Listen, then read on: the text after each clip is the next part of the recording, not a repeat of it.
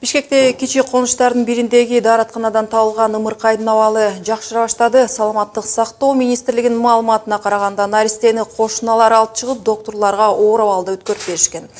Ал азыр номер 3 балдар ооруканасынын реанимациясында жатат. Салмагы 3,5 килограмм. Бул бала ишке түшкөндөн кышына караганда бир топ жакшы болуп калды.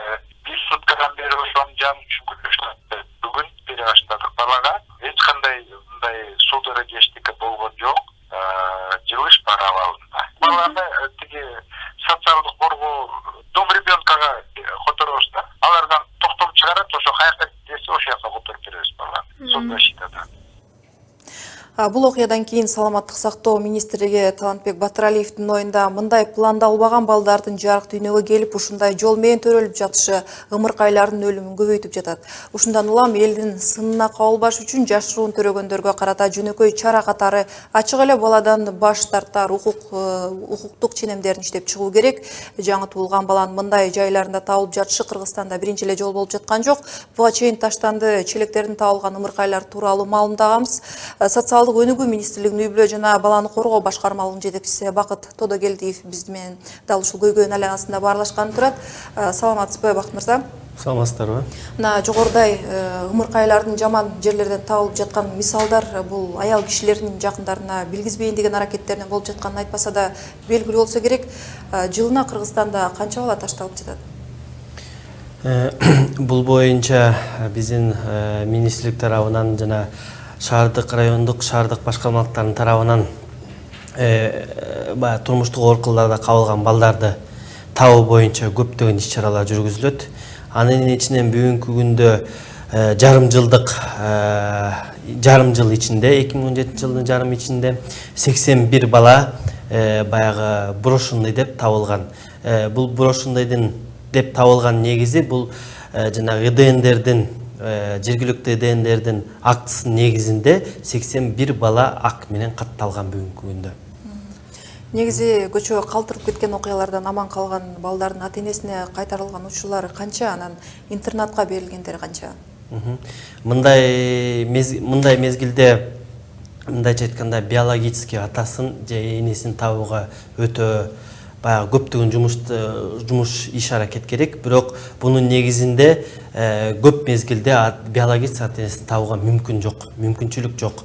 Ошол себептен баягы өкмөттүн токтому менен бекитилген жоболорго ылайык бул бала мындай балдар жанагы ооруканадан чыккандан кийин жанагы Саламаттык сактоо министрлигинин алдындагы жана дом ребенка деп коет, бала мекемесине барып жайгаштырат. Ал мекемеде төрөлгөндөн баштап 3 жашка чейин тарбияланат да, 3 жаштан өткөндөн кийин билим берүү министрлигинин алдындагы балдар интернат үйүндө мекемесине жайгаштырылат. Бирок ошентсе да маал менен аталган окуялардын кайталанбаш үчүн кандайдыр бир чара көрүү керек го. Жогоруда министрдин сунушун айтып өттүк. Кандай жол бар бул маселени чечүү үчүн? Бул боюнча министрлик тарабынан көптөгөн иштер алып барылат, бирок биринчи гана очередте бул өзүнүн жанагы төрөгөн ата-эненин милдети болуш керек. Эң биринчи милдети. Бул милдетти мисалы мыйзам чегинде балким жоопкерчиликке тартыш керекпи? Мыйзам чегинде бул баладан да баш тартса болот. Ал себептен биздин райондук шаардык башкармалыкка келип же болбосо тиешелүү жанагы милицияга барып кайрылыш керек. Ушундай мен баладан баш тартканга баягы өз эме ыктыярым менен макулдугумду берем деген сыяктуу кагаздарды калтырып, бул баланы калтырса болот. Бирок бүгүнкү күндө андай эмес. Такыр эле ата-энесинен даже төрөгөн кыз келиндер ата-энесинен да жашыруу себептен көчөкүндөй окуяларга туушар болуп жатабыз. Бирок бул баланын келечеги кандай болот? Мисалы көчөк себептен бул бала майыпта болуп калышы мүмкүн. Ал эми тилекке каршы көчөккө табылган кыздын бүгүнкү күндө Саламаттык сактоо министрлигинин маалыматы боюнча ден соолугу жакшы, мындайча айткандачы. Мисалы Кыргызстанда таштанды балдарды калтырып кетчү кутуларды же бэби бокс ачуу демилгеси көтөрүлгөн эле. Бул жаңылыкты коомдун айрым өкүлдөрү төрөлгөндөн көчөгө ташталып итке таландуу болгучу ымыркайларды коргоо ныктуу жолу дешкен эле. Мына бул демилгеден кандай жыйынтык чыкчудай? Бул демилгенин негизи баягы ар кандай талап тартышта да болуп жатат. Бул негизинде министрликтин өзүбүздүн да баягы көз карашыбыз бар бул сиз айткандай беби бокстун. Бирок эң жакшы нерсеси бул беби бокстуку баягы калтырып жаткан жерде өзүнчө мындай сигнал болот.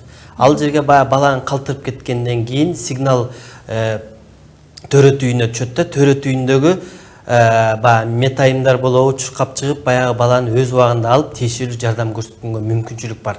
Баягы ыкчам убакытта. Андан кийин бунун негизинде баягы жоболорго ылайык, токтомдорго ылайык уже баягы тиешелүү компетенттүү органдар баягы тиешелүү иш алып барат. Жанакындай көчөгө таштап кеткен көчөкүндөй баягы учурлар болгондо баягы билбей калган учурларда баягы же бөлөк жаныбарларга таланып кетиши да ыктыяр.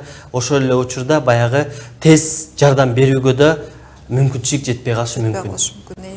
Мына дагы бир суроо, министрликте ушул маселе боюнча иш алып барып жаткан адис катары же жөн гана жаран катары мындай көрүнүштү азайтууну кандай көрөсүз? Албетте бул бир гана өкмөттүн же медицина кызматкерлеринин моюндагы маселе эмес да.